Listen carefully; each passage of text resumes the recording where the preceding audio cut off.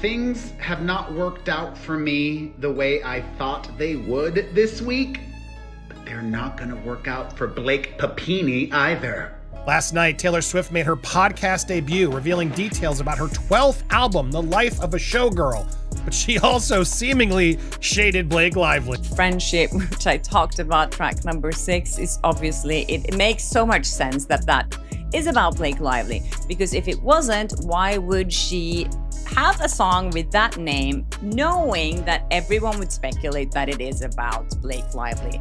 And the song is called Ruin That Friendship. And that friendship is what everyone kept talking about for the last year. Taylor Swift only needed one song title to send the internet spiraling. Her upcoming album tracklist includes Ruin the Friendship, and instantly fans began speculating. Was this a direct shot at her once close friend Blake Lively? For years, the two showcased their bond publicly, but lately the silence between them has been deafening. Whispers of betrayal, blackmail, and behind-the-scenes tension have fueled the rumor mill, and now a single-track name has ignited suspicions that Taylor may have immortalized their fallout in music.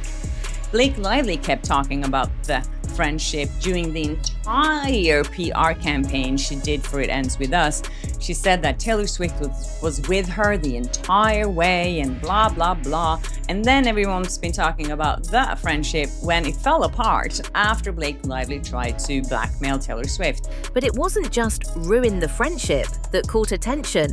Another track, The Fate of Ailia, drew even more scrutiny. The title is a nod to Shakespeare's Hamlet, where Ailia's flowers symbolize destruction and decay. Fans couldn't help but link this to Blake, who has endlessly tied herself to floral symbolism during her It Ends With Us press tour. Her gowns, her branding, her interviews, everything circled back to flowers. But in her case, they represented rebirth. That stark contrast between Shakespeare's Flowers of Doom and Blake's Flowers of Reinvention is hard to ignore. Swifties believe Taylor intentionally planted this as an Easter egg, weaving in layers of meaning only she could pull off. And now people are saying that's so obvious that's about Blake because her name in Savages, the movie, was Ophelia. And there are some interesting factors that makes this kind of interesting. So in Hamlet's Ophelia dies when she's gathering flowers. The Shakespeare twist only deepened the speculation. In Hamlet, Ailia's death comes after she falls into the water, surrounded by flowers, with blossoms symbolizing her downfall. It's a haunting image, and fans immediately connected it to Blake's It Ends With Us campaign, where every outfit and interview was drenched in floral themes. While Blake positioned flowers as symbols of survival and rebirth, Taylor's literary reference flips that meaning entirely, flowers as a pathway to destruction. For Swifties, this isn't coincidence. It's classic Taylor, layering hidden meanings, pulling from history, literature, and pop culture to craft songs that double as riddles. Yes, Swift felt exploited by Lively. Insider says, while this isn't a political record, Swift was motivated by the excitement at the time around Kamala, when she recorded some of these songs. Taylor has a point to prove and is ready to silence people who said her career is broke because she went woke. When it comes to Lively, the insider added, she did write about Blake last year, but it's no longer the focus of the album because she wanted it to be positive and feel good. You hear that, Blake? She doesn't think you're feel good. Now, and it isn't just fans driving this narrative. Media outlets jumped in almost instantly, but their angles revealed something more telling. E-News rushed to debunk the rumors, publishing a story that insisted Ruin the Friendship wasn't about Blake at all. Their evidence? Taylor supposedly wrote most of the songs in summer 2024, months before Blake's messy legal battles hit the headlines. But for longtime watchers, that argument falls flat. The tension between Taylor and Blake didn't magically appear in December. It had been brewing for over a year. Timing aside, why would Taylor choose such an explosive title if she didn't know exactly where speculation would go?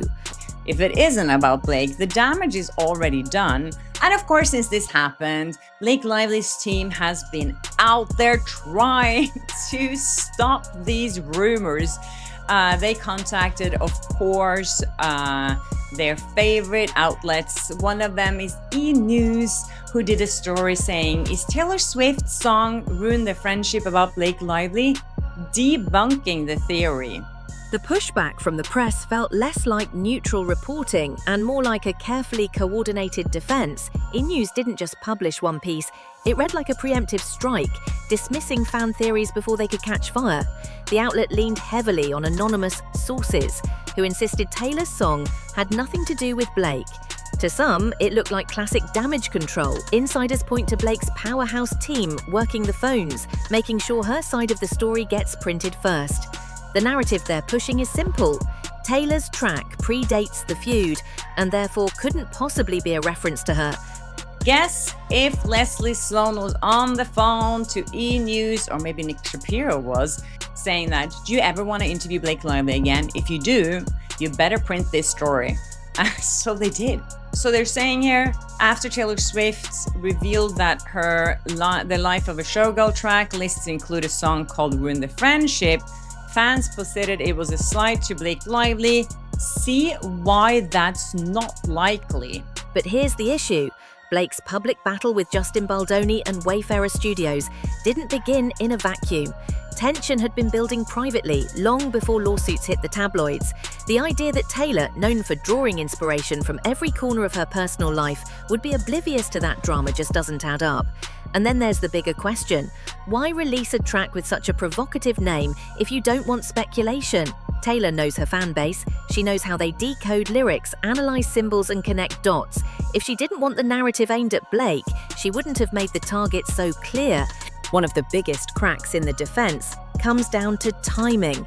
Outlets like E! News claim Taylor wrote Ruin the Friendship and other tracks months before Blake's legal war began, painting it as impossible for the lyrics to be connected.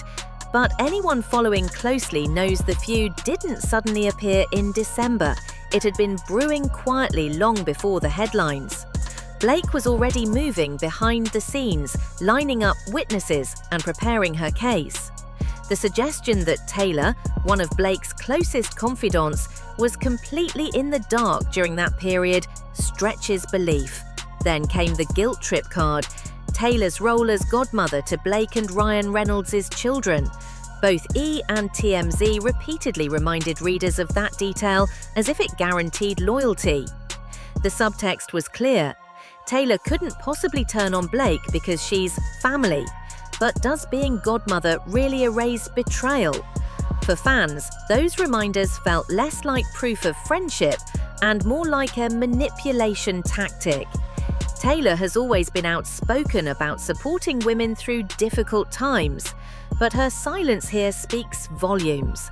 If she truly believed Blake's version of events, why hasn't she stood beside her the way she has for others? If E! News played defense, TMZ went one step further, full-on spin. The headline teased whether Taylor's new album might take aim at her former bestie, but the body of the article quickly downplayed the possibility. According to TMZ's sources, Blake was thrilled about Taylor's new music, but wouldn't be surprised if fans fabricated perceived shots in the lyrics. In other words, any connections Swifties make between the songs and Blake is just imagination. That wording wasn't accidental. It was designed to shame speculation before it even started. The problem? Fans aren't imagining things. They've seen the sudden silence between the two women, the absence of public support, and the carefully planted reminders about Taylor being the godmother to Blake's children. When TMZ repeated that line, almost word for word from E!, it felt less like reporting and more like a coordinated talking point. To many, it looked like Blake's team feeding outlets a script: deny, dismiss, and remind Taylor of her obligations as family. But Swifties know Taylor doesn't address every feud head-on. She lets her music speak. That silence creates space for interpretation. And if Blake's camp feels the need to warn against fabrication, it suggests they know exactly how the songs might land. While E! News and TMZ seemed eager to run defense for Blake, People magazine took a different approach, hedging their bets. Their coverage leaned into the speculation rather than shutting it down, with a headline bluntly noting that Taylor and Blake aren't speaking, as fans dissected the track list. For an outlet long viewed as being in Blake and Ryan Reynolds' pocket, that shift raised eyebrows. Behind the scenes, it looks like media outlets are weighing their loyalties. Supporting Blake may have been easy when the headline centered on her lawsuit against Justin Baldoni, but Taylor Swift is a different force altogether. People magazine knows that alienating Taylor means cutting themselves off from the biggest pop star in the world, a risk far too costly in today's entertainment landscape. By attributing the feud to unnamed sources, they kept one foot in both camps, signaling caution while still fanning the flames of speculation. The split reveals the larger problem for Blake. When Taylor is involved, even her strongest media allies hesitate. People's article didn't just report tension, it reminded readers that Taylor's name surfaced in legal filings tied to Blake's fight with Baldoni. The longer this drags on, the higher the stakes become. Blake's ongoing legal war with Justin Baldoni and Wayfarer Studios isn't just about contracts, it's about credibility. And when Taylor's name slipped into those filings earlier this year, the feud officially spilled beyond the courtroom. Baldoni's team even alleged that Taylor pressured him to accept Blake's script rewrites on It Ends With Us, pulling the pop star into the crossfire whether she wanted to be there or not. That claim may have been dismissed, but the association lingers, giving the public one more reason to connect Taylor's music to Blake's unraveling image. For Blake, this is dangerous territory. She's no longer just fighting Baldoni in court, she's competing with Taylor in the arena of public opinion. And that's a fight she can't easily win. Swifties are relentless, and once the full album drops, every lyric, metaphor, and Easter egg will be dissected in real time. If even a fraction of those lines can be tied back to Blake, the narrative will write itself, regardless of what PR teams try to spin. By then, denials from TMZ or E won't matter. The songs will live forever, and fans will believe what they want. If speculation is already this intense, the real storm hasn't even started. Once Taylor's album officially drops, every line will be torn apart by millions of fans searching for clues. And if even one lyric feels like a veiled reference to betrayal or manipulation, Blake will be the first name on everyone's lips. Swifties don't just stream, they swarm.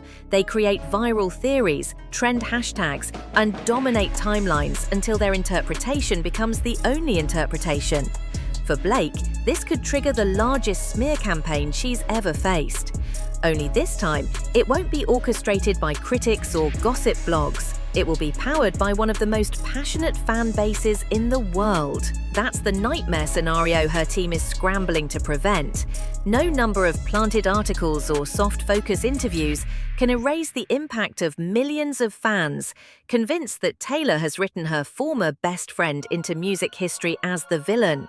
And there's another layer of risk: Blake's legal credibility.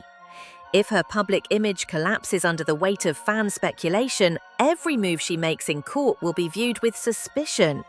Suddenly, it's not just her reputation in Hollywood on the line, it's her entire case. At this point, it's bigger than a friendship fallout. Taylor and Blake represent two opposing forces in Hollywood, one whose power only grows with each era, and another whose reputation is slipping under the weight of lawsuits, headlines, and strained alliances.